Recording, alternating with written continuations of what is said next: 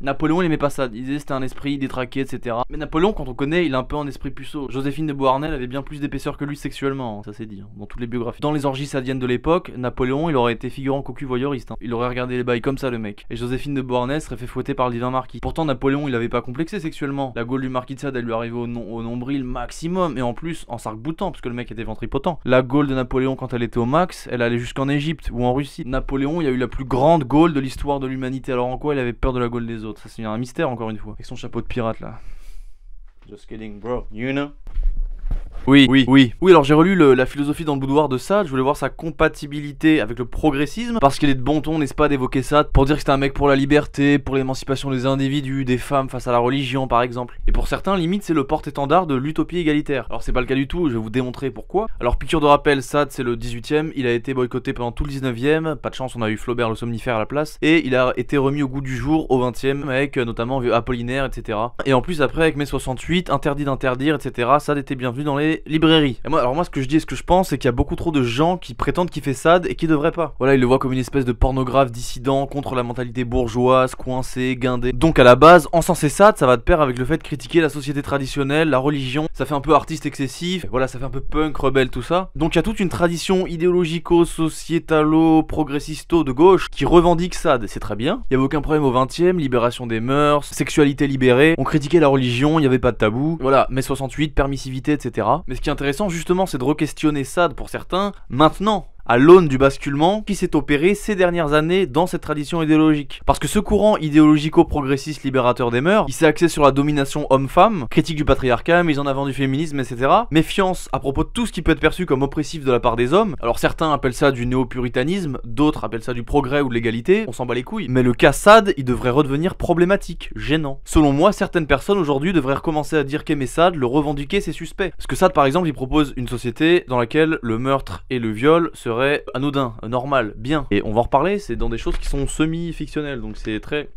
Tu vois, très tendu. Sade, c'est pas juste un mec qui critique la religion et qui met des héroïnes un peu plus libidineuses et empowermentées que dans les romans traditionnels mainstream. Mais quand Sade il met dans sa story une meuf de 15 ans qui devient sodomite, incestueuse, zoophile, adultère et qui se fait partouzer par des jardiniers opportunistes qui s'appellent Bande au ciel, c'est pas parce qu'il a une inclination spécifique pour leur powermind, hein. Ça, il faut être lucide dessus, hein. Alors ce que je trouve bizarre, c'est qu'actuellement, dans les journaux, tout ça, quand on parle de Sade, il est vu, perçu, acclamé presque comme le chantre du progrès. Pour certains, du féminisme. Simone de Beauvoir, elle en disait du bien, par exemple. En même temps, elle s'appelait Jean-Paul Sartre, bien qu'elle rêve un petit peu. Mais le progressisme féministe, à l'heure actuelle, MeToo, tout ça, il est plutôt enclin à condamner les œuvres ou les propos jugés sexistes, misogynes, malveillants, etc. à propos des femmes. Donc cette mouvance progressiste actuelle peut être plutôt du côté de la censure, ou en tout cas de la surveillance des propos, des œuvres jugées comme oppressives vis-à-vis des femmes. Et moi, j'ai eu cette présence d'esprit génial de comprendre que Sade, en réalité, logiquement, devrait être reboycotté par la mouvance idéologique qui a d'abord contribué à son essor, à cause du basculement que ce courant a connu ces dernières années. Parce que la lutte contre le sexisme misogynique est devenue centrale et que la prose du marquis en est truffée. Écoutez, c'est un peu comme le scorpion. Il bande sa queue, c'est bien, mais s'il la retourne trop, il se pique. Et le dard devient l'assassin de celui-même qu'il était censé défendre. Vous comprenez? Là, on est dans l'image, dans la symbolique. C'est intéressant.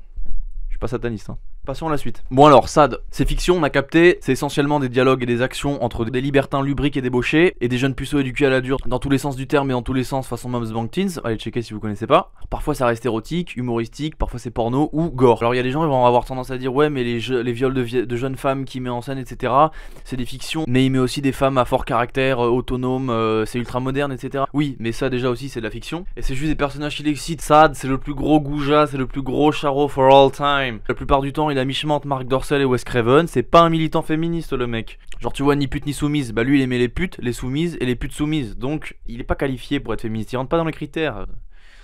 Petite mèche de beau gosse. Bon. Alors moi ce qui m'énerve vraiment c'est les gens qui disent ouais aujourd'hui Sade il serait féministe. Mais pourquoi pas militant intersectionnel Pantier. Alors maintenant la philosophie dans le boudoir. Entre les dialogues et les actions machin chouette, il y a une partie qui est franchement litigieuse, qui est pas vraiment fictionnelle. Et donc moi je vous dis français, encore un effort si vous voulez être républicain, voilà c'est ça. Et dans ce truc il donne ses idées pour construire une bonne république avec des bons citoyens, selon lui. Mais tu comprends très vite qu'il va déraper plus rapidement qu'un unijambiste aveugle qui serait fait prendre un coup de la corde à linge par Undertaker. Bref, on va résumer ses idées. Alors je vous donne le best-of parce que sinon on en a pour 3 heures. heures. Alors il pense que les hommes, s'ils refoulent leurs désirs et qu'ils baissent pas, ils peuvent être dangereux pour la société. Donc faut qu'il puisse forniquer avec n'importe qui, donc avec n'importe quelle femme, n'importe quand. C'est-à-dire sans son autorisation, et si elle veut pas, il a le droit de la violer. Idéalement pour lui, aucune femme ne doit appartenir à aucun homme sur le long terme, donc il est contre le mariage, mais toutes les femmes doivent appartenir à tous les hommes potentiellement. Alors il pense même qu'il doit pas y avoir de limite d'âge pour les femmes qu'on veut. Si un mec de 50 ans veut se taper une meuf de 8 ans, c'est possible. Parce que selon lui, si on commence à mettre des interdits, bah ça fait chier quoi. Et bien sûr, on a aussi le droit de torturer une femme ou n'importe qui quand on couche avec. Peu importe que la jouissance soit nuisible à l'objet qui s'y soumet. Alors pour la limite d'âge, c'est aussi parce que pour lui, les enfants, ils ont une inclination très jeune à aimer la sodomie. Alors ça, c'était aussi un argument pour la sodomie, parce que c'était un militant sodomite, même si c'est devenu mainstream maintenant. Donc il dit que la loi doit obliger les femmes à se prostituer dans des maisons closes prévues à cet effet. Et celles qui s'y refusent doivent être punies. Lui, il pense qu'on a le droit de violer n'importe qui, mais particulièrement les femmes, parce que lui, entre guillemets, sa morale, c'est la morale de la nature. Donc tout ce que la nature peut te donner envie de faire, il faut le faire. Alors lui, il pense que la nature, elle nous a donné le droit de violer des femmes parce qu'elle nous a donné une force physique en général supérieure. Donc on peut comprendre qu'il est contre le fait que l'église s'occupe des femmes, que l'autorité parentale régisse la vie, le développement des jeunes femmes, mais c'est pas pour leur bien, c'est pour pouvoir se les faire. C'est parce que pour lui, la religion et la famille, quand il organisait des orgies quand il était plus jeune avant d'aller en tôle, parce qu'il a tout écrit en tôle, et bah ça entravait souvent ses projets de partouze. Après il y a Sade et la peine de mort. Alors on dit ouais, Sade il était contre la peine de mort, il est trop progressiste et tout, c'est trop bien, ouais. Justement faut comprendre pourquoi il était contre la peine de mort. Il était contre la peine de mort, mais il était pour le meurtre, il le dit. Il veut pas que les pulsions meurtrières des gens soient freinées. Pour lui c'est une manière qu'a la nature de s'auto-réguler. C'est pour ça qu'elle a mis des pulsions destructrices, sadisme, le sadanisme peut-être pour faire une espèce de néologisme assez génial. Donc voilà, faut comprendre son système global avant de louer certains principes en les isolant. Il disait d'ailleurs que les sociétés qui diabolisaient le meurtre étaient des sociétés molles et efféminées. Petite anecdote, si cet énergumène de fou Robespierre n'avait pas été tué et guillotiné, Sade l'aurait été, lui. Donc à mon avis, il est contre la peine de mort aussi parce que ça le concernait. Tu vois. Donc Sade, il dit littéralement qu'il milite pour le viol, pour le meurtre, le droit de disposer du corps d'autrui sans son consentement. Évidemment, et tout ça, c'est dans des trucs qui sont semi-fictionnels, ne soyons pas dupes. Alors le truc, c'est que malgré tout ça, vous pouvez voir sur internet des articles de n'importe quoi ou des gens qui en parlent. Il est revendiqué par des gens qui militent pour l'émancipation des individus, des femmes, etc. Comme si le mec, c'était voilà le chantre du progrès. Au bout d'un moment, ça c'est pas possible. Tu peux pas critiquer DSK parce que le mec il se fait une turlute sans donner l'argent et avoir un poster de Sade dans ta chambre. Parce que c'est ça DSK. Hein. J'ai eu une aventure avec une femme de la police secrète et les gens ils parlent au lit. Hein.